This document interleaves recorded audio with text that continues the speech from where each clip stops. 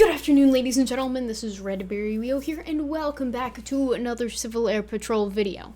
Now, I've gotten a few requests on how the Aviator white shirt uniform works for senior members, so I will be doing a quick overview in this video. Generally speaking, the uniforms are pretty similar, but there are a few small key differences that I will discuss in this video, and hopefully will answer any questions that you have in association with wearing your Aviator. So, let's get into it.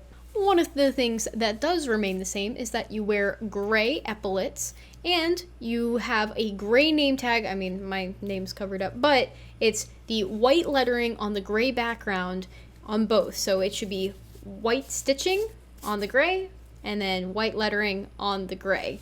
And those will stay the same. Same thing with your badges, like if you've got specialty track badges, emergency services, or aviation related, those can be worn as long as they are not military.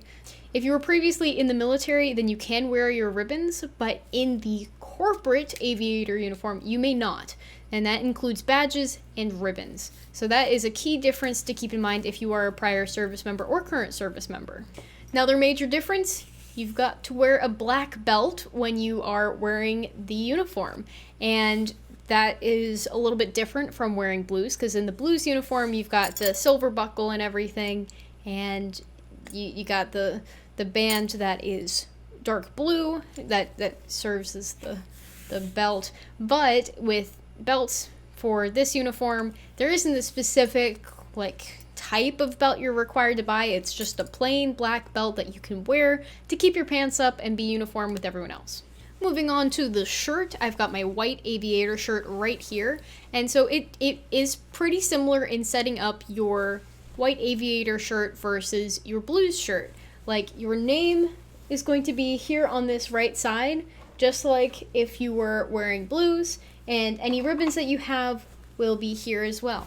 And see, there are these nice pockets, and you center them and line up, like the center where the button is, where your name tag is, the center of the name tag should be, and you put it directly above the pocket. You don't have any overlap below, and you don't have any space above. And that goes for the same thing when you're doing your ribbon rack. It'll rest on top of the pocket, centered, and you can wear your specialty track badges with this, and depending on what badge it is, there are specific locations, and there is an attachment in CAP Regulation 39-1, and I will include a link to that in the description. You'll be able to take a look at that, and so certain ones you'll wear on the pocket, and some of them you might wear above. So if you've got your emergency services or aviation ones, then they would be located here. Now, if you've got a badge that is a mini, then it has to be the same mini size for the other ones that you're wearing. The only exception is the aviation ones, where aviation you can wear the full size and have the rest be mini. But for example, this one is a mini ground team leader badge, and I would wear that right here, and it's supposed to sit 1/2 inch above the top row of ribbons or 1/2 inch above the pocket, depending on if you're choosing to wear your ribbons. Just like blues, you're not required to wear your ribbons, and with ribbons, when you're wearing them, it's kind of the all or none principle. So if you do have some of your ribbons but you don't have all of them, then maybe you just don't wear your ribbons, but you aren't required to wear them. So like me personally, I don't have ribbons typically on my shirt, just because I have them on a slanted rack on my Class A U.S. Air Force blues uniform, and I don't feel like taking them off and then having them normal centered and then having the kind of it's stacked to the side so that it avoids the collar. And so I don't like transferring them, because you can wear down your ribbons if you move them around too much. Unfortunately, I didn't learn that until a few years into Civil Air Patrol, so I recommend trying not to move them around too much if you can avoid it, and only move them around if you need to. Like, as a senior member, you don't really move ribbons around on your ribbon rack a whole lot, because it takes a little bit longer to earn some of those ribbons. But as a cadet, you're promoting every 8 weeks, then you might be moving your ribbons around a lot, because you get a ribbon per specific achievements that are associated with ribbons. More so in the earlier part of the cadet program than later on when you don't have as many ribbons. The last part of the uniform I am discussing is the pants. And so when you are wearing your polo or your aviator shirt, you're going to wear gray pants. Now with the polo, I actually have a different pair of pants. They're actually cargo pants, and I have made a fun little video on my adventures looking for pants. These were the original gray pants that I have, and I used to wear them with my polo, but I found that the pockets are too small, and I don't like not having great pockets. And so I was like, well, I'm going to find something with pockets, because if I'm flying, you can wear a flight suit, you can wear your polo, you can wear ABUs. I was like, I'm going to wear my polo. I want to wear my polo. But if I'm wearing my polo, I want to be able to have stuff in my pockets.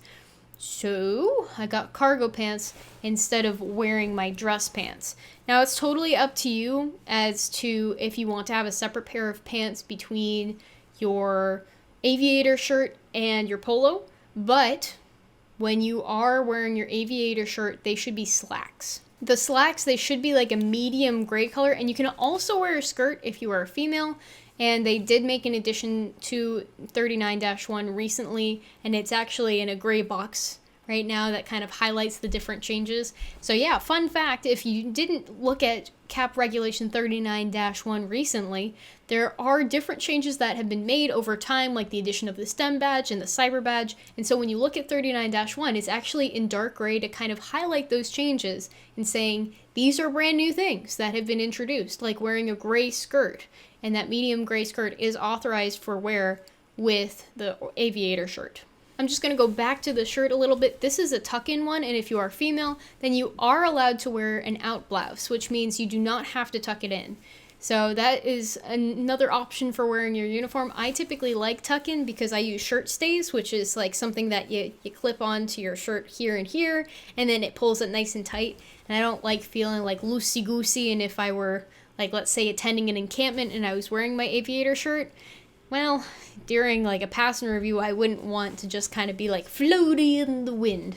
That's not really my style, but it's totally up to you on what you want to do.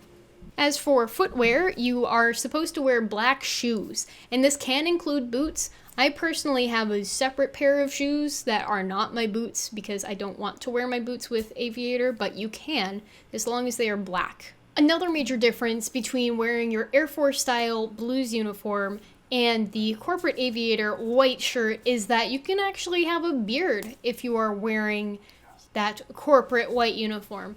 And there are certain requirements, like if you're going to have sideburns or a mustache, and that's included in the regulations.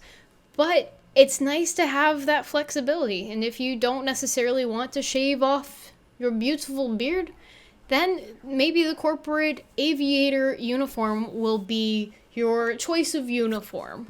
And that also goes for the polo. I will just briefly mention polo. You do not have to shave your beard either, but they do need to be well kept. They can't just be like scraggly everywhere. It should look professional, and you should be representing Civil Air Patrol in a professional manner, no matter what uniform you're wearing. But with the corporate polo or aviator shirts, I highly recommend, and it's required, that people keep their facial hair nice and tight. So those were the main points that I wanted to cover with this video today. There aren't too many huge differences between the uniforms, but there is more flexibility with wearing the aviator shirt. And there aren't weight standards associated with wearing the nice white aviator shirt versus the blues uniform, where you're required to meet the U.S. Air Force's weight standards when wearing the blues uniform. So that was your quick summary of 39-1's overall requirements for wearing your aviator uniform. And if you do have any questions for me, please feel free to leave them in the comments down below. Thank you so much for watching, and that is all, folks. Until next time, toodles.